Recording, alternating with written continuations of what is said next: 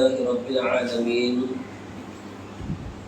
والصلاة والسلام على سيد الأنبياء والمرسلين وعلى آله وأصحابه أجمعين أما بعد أعوذ بالله من الشيطان الرجيم بسم الله الرحمن الرحيم الرجال قوامون على النساء بما فضل الله بعضهم على بعض وبما أنفقوا من أموالهم وقال واتل عليهم نبأ ابني آدم بالحق إذ قربا قربانا فتقبل من أحدهما ولم يتقبل من الآخر قال لأقتلنك قال إنما يتقبل الله من المتقين. تمام قسم کی تعریفات اللہ سبحانہ و تعالی ہی کے لیے لائق والے حضرین، بعد نماز تراویح کے درس قرآن کے سلسلے میں آج کی تراویح کے اندر 5واں آدھا اور 6واں پارہ الحمدللہ مکمل ہوا ہے. تو 5واں پارہ اور 6واں پارہ، ان دونوں پاروں کے اندر بہت سارے وہ احکامات جس کا تعلق انسانی زندگی سے بہت قریب سے جڑا ہوا ہے. ابھی سورہ نساء کی آیت کریمہ میں نے پڑھی جس کے اندر اللہ رب العزت نے جو ہے خانہ داری کی کچھ تدابیر کو بیان کیا ہوا ہے کہ گھروں کے اندر اگر کچھ معاملات بگڑتے ہیں، کچھ خرابیاں اگر پیدا ہو جاتی ہے تو مرد کو جو مقام دیا گیا ہے، مرد اس مقام کو سامنے رکھتے ہوئے جو ہے اپنی بیوی کے ساتھ میں اور گھر والوں کے ساتھ میں ایسا معاملہ کرے. چونکہ مرد کو اللہ رب العزت نے عورت کا سربراہ اور نگراں مقرر کیا ہوا ہے، اور جہاں تک معاش کا معاملہ ہے، کاروبار کا جو معاملہ ہے، اس کی ساری ذمہ داری نکاح ہونے سے لے کر ان دونوں کی موت تک جتنے بھی اخراجات وغیرہ آئیں گے وہ ساری کی ساری ذمہ داریاں جو ہیں مرد کے اوپر ہی ہیں. یہاں تک کہ نکاح ہونے کے بعد سے بیوی کا کھانا پینا، کپڑا لتا، پلنگ بستر، یہ جتنی بھی ضروریات کی چیزیں ہیں وہ ساری کی ساری ضروریات کی چیزیں بیوی کی یہاں سے منگوانے کا بھی مرد کو کوئی حق نہیں ہے، بلکہ مرد خود جو ہے کفیل بن کر اپنی بیوی کے ٹوٹل اخراجات اور ضروریات کو جو ہے پورا کرے. اور دوسری چیز، جب یہ چیز ہوگی، جب مرد جو ہے گھر کا نگراں اور ذمہ دار بن کر زندگی گزارے گا تو ایسی صورت میں کوئی بیوی جو ہے نافرمانی کرنے کی ذرہ برابر بھی جسارت نہیں کر سکتی. اس کی کوئی طاقت نہیں ہے کہ وہ مرد سے آگے چلے جائیں. لیکن کچھ بے غیرت مرد اگر بیوی سے اگر کچھ اصول کر رہے ہیں یا اس کی روزمرہ کی کمائی کو اگر کھا رہے ہیں، ایسی صورت میں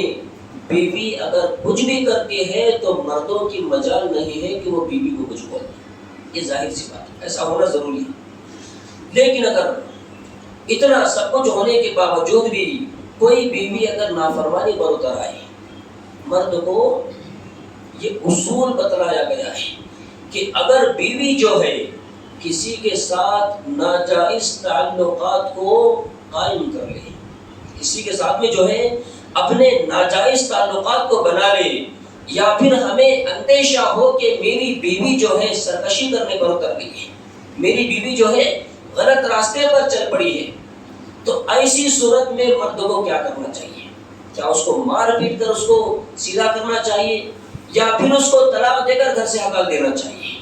نہیں، اس طرح کے ظلم و زیادتی سے قرآن نے ہمیں روکا ہوا ہے. اگر ایسی کوئی سچویشن اگر آ جاتی ہے، ایسا معاملہ اگر ہماری بیوی کے ذریعے سے دیکھنے کو مل جاتا ہے تو ایسی صورت میں قرآن ہمیں کہتا ہے کہ اس کو جو ہے وعظ و نصیحت کرے. وعظ و نصیحت یعنی اس کو بھلے طریقے سے سمجھائے. قرآن و سنت کے احکامات اس کو بتلائے، اللہ رب العالمین کا ڈر اور خوف اس کے دل کے اندر پیدا کرے۔ لیکن اس پر بھی اگر بیوی اگر نہیں مانتی ہے، واضح و نصیحت کا کوئی اثر اگر بیوی پر نہیں ہو رہا ہے، سمجھائے جا رہے ہیں لیکن اس کے بعد بھی کوئی فرق نہیں پڑ رہا ہے، تو دوسرے نمبر پر ہمیں یہ حکم دیا گیا ہے کہ بیوی کا بستر جو ہے اپنے بستر سے الگ کر دیں۔ شادی شدہ مرد جانتے ہیں کہ بیوی کے لیے ایک بہت بڑی سزا یہ ہوتی ہے کہ اس کے بستر کو الگ کر دیا جائے۔ محبت کرنے والی بیوی، چاہنے والی بیوی، اپنے مرد میں دل لگانے والی بیوی جو ہے اپنے شوہر سے الگ سونا پسند نہیں کرتی، کسی بھی حال میں نہیں، ہاں الا یہ کہ کوئی مجبوری ہو۔ تو دوسرے نمبر پر یہ سزا بتلائی گئی ہے کہ بیوی کا بستر الگ کر دیا جائے۔ اس پر بھی اگر وہ نہیں مانتی ہے تو بھلے طریقے سے وہ ایسا قدم اٹھائے کہ اس کو کسی نہ کسی طریقے سے وہ تنبیہ کرے، یعنی ایسی مار اس کو مارے کہ جس مار کی وجہ سے بیوی کے جسم پر جو ہے زخم وغیرہ کے نشانات نہ امڑ پڑے۔ جانوروں کی طرح بے ضرب مارنا، یا پھر بیوی جو ہے 8 15 دن بستر سے اٹھ نہیں رہی ہے، مار رہے ہیں، توڑ رہے ہیں اور بالکل بیچاری کا ٹھیچا بنا دیا گیا ہے، ایسی صورت میں بیوی کو مارنے سے بھی روکا گیا ہے۔ حالانکہ اتنی بڑی بات ہونے کے بعد جو ہے انسان آپے سے باہر ہو جاتا ہے اور وہ سوچتا ہے کہ بیوی کے ساتھ کیا نہ کر لوں، لیکن قرآن جو ہے ہمیں یہ حکم دیتا ہے کہ ایسی حالت میں بھی جو ہے تمہیں مارنا ہے، لیکن وہ مار جو ہے بالکل بھلے طریقے کی مار۔ تو پہلی چیز یہاں پر اس پارے کے اندر یہ بتلائی گئی، اور بھی بہت ساری چیزیں بیان کرنے اگر بیٹھیں تو کافی لمبا وقت لگ سکتا ہے، اس لیے مختصراً اس پارے کے اندر جو ہے عدل و انصاف کا، احسان کا، اور ساتھ ہی حسن سلوک کرنے کا، اور اس کے بعد جو ہے جہاد کی ترغیب، ہجرت کی ترغیب، اور نمازوں کے اندر جو احکامات بیان کیے گئے ہیں ان سارے احکامات کو ترتیب سے جو ہے ان صورتوں کے اندر بیان کیا گیا ہے۔ اب اس کے بعد میں جو ہے چھٹا پارہ آتا ہے۔ چھٹا پارہ ویسے تو قرآن مجید کے اندر جگہ بجگہ اللہ رب العزت جو ہے انبیاء کرام علیہ السلام کے واقعات کو بیان کر رہے ہیں، اور ساتھ ہی بنی اسرائیل کے واقعات کو بھی ان کے اندر شامل کیا گیا ہے، چونکہ بنی اسرائیل کے اندر تقریباً 25,000 سے زائد انبیاء کرام علیہ السلام کو بھیجا گیا ہے۔ بہت سارے، سب سے زیادہ نبی جو ہے بنی اسرائیل کرنا ہے، تو بار بار ان کے واقعات کو بیان کیا گیا ہے کہ یہ بنی اسرائیل جن کی رشد و ہدایت کے لیے اللہ نے جو ہے بے شمار انبیاء کرام علیہ السلام کو بھیجا، لیکن کیا ہوا؟ لعن الذین کفروا من بنی اسرائیل، بنی اسرائیل جو ہے یہ ملعون قرار دی گئی۔ اللہ رب العزت نے جو ہے انبیاء کرام علیہ السلام کے زبان ان پر لعنت بھیجی ہے۔ تو یہ قوم جو ہے اللہ کی نظروں میں جس قدر محبوب اور پسندیدہ تھی، اتنے ہی زیادہ یہ قوم والے اللہ کی نظروں میں ذلیل و رسوا کر دیے گئے ہیں۔ اور ساتھ ہی حضرت آدم علیہ نبی جینا علیہ السلام کے دونوں بیٹوں کا واقعہ بھی اس کے اندر بیان کیا گیا ہے۔ وہ واقعہ چونکہ ابتدائی دور میں آج سے ہزاروں سال پہلے وہ رونما ہو چکا ہے، اور اسی واقعے کو اللہ کے رسول صلی اللہ علیہ وسلم کے زبانی لوگوں کو بتلایا گیا ہے کہ وَاتْلُ عَلَيْهِمْ نَبَأَ ابْنَيْ آدَمَ بِالْحَقِّ، آدم کے بیٹوں کا جو واقعہ ہے اس کو صحیح بیان کر دیجیے۔ واقعہ کیا تھا؟ اِذْ قَرَّبَا قُرْبَانًا فَتُقُبِّلَ مِنْ أَحَدِهِمَا، اس زمانے میں کسی نیکی کو اگر قبول کیا کر جاتا تو اس نیکی کو ایک الگ ڈھنگ سے آسمان سے آگ آتی اور اس قربانی وغیرہ کو جو ہے وہ لے کر چلی جاتی۔ تو دونوں بیٹوں نے جو ہے اللہ کے واسطے جو ہے قربانی رکھی۔ ہو سکتا دوسرے بھائی کے دل میں کچھ بگاڑ اور خرابی ہو، جس کی وجہ سے اللہ نے ایک بھائی کی قربانی کو قبول کر لیا اور دوسرے بھائی کی قربانی جو ہے رد کر دی گئی۔ قال لأقتلنك، تو جس کی قربانی رد کر دی گئی تھی وہ چڑ گیا، غصے میں آ گیا اور اپنے بھائی سے کہنے لگا کہ میں تجھے مار دوں گا، میں تجھے جو ہے قتل کر دوں گا۔ قال لاقتلنک قال انما يتقبل الله من المتقین۔ یہاں پر قابل غور بات جو اس ماہ مبارک کے عظیم مقصد سے جڑی ہوئی ہے، بھائی نے کیا کہا؟ انما يتقبل الله من المتقین۔ بیٹا قربانی جو ہے چاہے وہ جس بھی نوعیت کی ہو، چاہے تو بڑے پیمانے پر قربانی کرے، زیادہ پیسے والی قربانی کرے، تیری قربانی چاہے جس بھی نوعیت کی کیوں نہ ہو جائے، لیکن اللہ کی بارگاہ میں سب کی قربانیاں قبول نہیں کی جاتی۔ انما يتقبل الله من المتقین، اللہ جو ہے اس انسان کی ہی قربانی کو قبول کرتا ہے جس کے دل میں اللہ تبارک و تعالیٰ کا ڈر اور خوف بیٹھ گیا۔ تقویٰ جو روزے کا مقصد ہے، اور یہی تقویٰ ہمارے سارے اعمال کے قبولیت کی بنیاد بھی ہے۔ اگر ہمارے دل میں اگر تقویٰ اگر نہیں ہے تو ظاہر سی بات ہے تقویٰ نہ ہونے کی وجہ سے ہمارے اعمال میں ہمارے اندر جو ہے ریاکاری پیدا ہو جائے گی، اور ریاکاری جو ہے ہمارے سارے اعمال کو برباد کرتی ہے۔ جس طرح منافقین کا بھی اس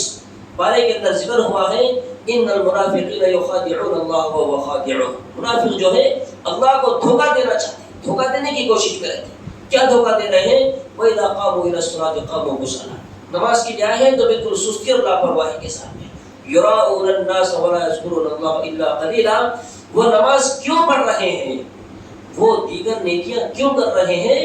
تاکہ لوگوں کو دکھائیں کہ ہم مسجد میں آئے تھے، ہم نے فرض ادا کی ہے، ہم نے صدقہ و خیرات کیا ہے۔ تو اللہ رب العزت نے ان کے بارے میں ان کے ان اعمال کی وجہ سے کہا کہ ان المنافقین فی الدرک الاسفل من النار۔ جس کے دل میں نفاق ہو اور جس کے دل میں اللہ کا ڈر اور خوف نہ ہو اور جس کے اعمال ریاکاری سے بھرے ہوئے ہو، ایسا بد نصیب انسان جو ہے اس کے عملوں کو رد بھی کیا جائے گا اور اس کو جہنم کے سب سے نچلے طبقے میں ڈال دیا جائے گا۔ تو تقویٰ جو ہے ہمارے اعمال کی قبولیت کی بنیاد ہے۔ اب یہ تقویٰ جو ہے کوئی ایسی چیز نہیں ہے کہ انسان اس کو مارکیٹ سے خرید کر اپنے جسم میں کہیں فٹ کر لے، بلکہ انسان اپنے ایمان پر غور و فکر کرے۔ جس ذات نے اس کو پیدا کیا ہے اس کی پوری زندگی بھر کی ضروریات کو جو ذات پورا کر رہی ہے، اور جس مقصد کے لیے اس اللہ نے ہمیں دنیا کے اندر بھیجا ہے،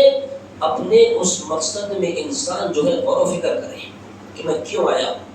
آیا تو ہوں، لیکن میں کیا کر رہا ہوں؟ نماز پڑھ رہا ہوں، روزے رکھ رہا ہوں، 10 20 100 50 جو میں خرچ کر رہا ہوں، اس کے پیچھے میرا مقصد کیا ہے؟ تو میرا مقصد یہ ہونا چاہیے کہ میرے اس چھوٹے عمل سے اللہ راضی ہو جائے، میرے صدقہ و خیرات سے، میرے زکوٰۃ سے، میرے نماز، میرے روزے، میری چھوٹی بڑی نیکی سے اللہ جو ہے راضی اور خوش ہو جائے۔ اور جب بھی اس کے سامنے گناہ کا کوئی بھی خیال آ جائے، گناہ کا کوئی بھی عمل اس کے سامنے آ جائے، تو وہاں پر اس کے دل میں تقوی کی چنگاری فوراً جاگ جانا چاہیے کہ نہیں، اللہ مجھے دیکھ رہا ہے، اللہ مجھے دیکھ رہا ہے، اللہ کے فرشتے میرے اس عمل کو لکھ رہے ہیں، اور مرنے کے بعد اللہ کی بارگاہ میں مجھے جا کر کھڑا ہونا ہے۔ تب جا کر انسان جو ہے برائیوں سے بھی باز آئے گا اور صحیح معنوں میں تقویٰ جو ہے انسان کے دل کے اندر پیدا ہو جائے گا۔ تو یہ رمضان کا بابرکت مہینہ اور اس میں 30 دن کے مسلسل کٹھن روزے جو ہے یہ صرف ہمارے دل میں تقویٰ پیدا کرنے کے لیے ہم کو دیے گئے ہیں۔ اندازہ لگائیں کہ تقویٰ کتنا بڑا عمل ہے، اور بارہا اللہ نے متقیوں کے لیے کہا ہے کہ جنت متقیوں کے لیے، اعدت للمتقین، اعدت للمتقین، کہ